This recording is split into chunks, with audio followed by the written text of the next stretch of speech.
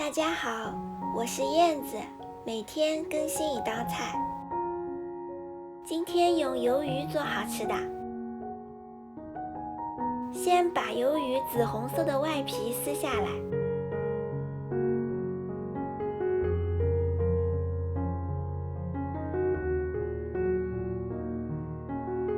去掉透明的鱼骨，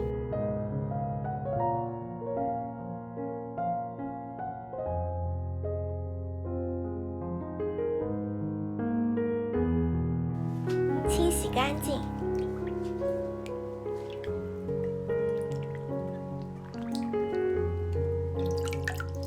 用厨房纸擦干鱿鱼表面的水分，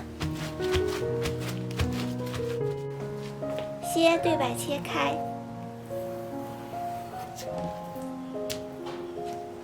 再斜刀45度切一遍，底部不要切断。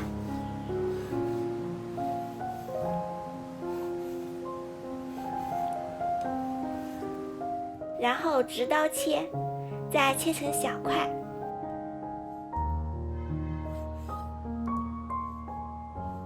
用 Hello Kitty 刀切东西超好用的哦！全部切好后装入盘中，把姜切成片，小葱切成小段，也装入盘中。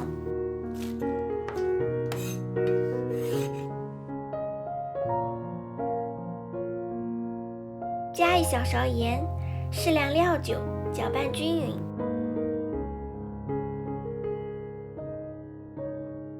放一边腌制5分钟。趁这个时间，把西芹切成片，半个胡萝卜去皮，也切成片。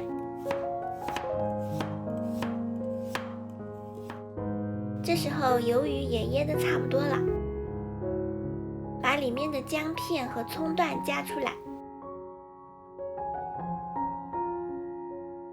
锅中倒入冷水，把水烧开，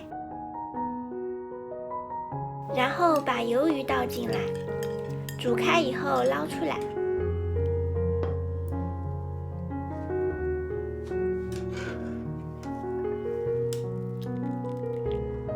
鱿鱼用水煮一下，口感会嫩一些。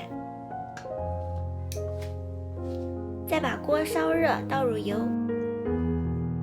把葱姜倒进来，炒出香味，炒到小葱变黄。再把葱姜捞出来，留下葱油。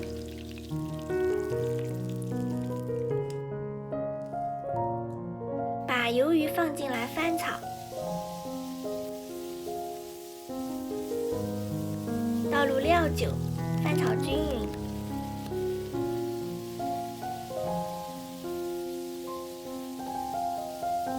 再把西芹和胡萝卜加进来，继续翻炒。炒至西芹断生，加1小勺盐调味。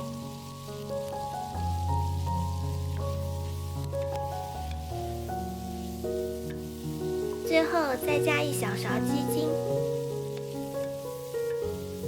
翻炒均匀就可以关火装盘了。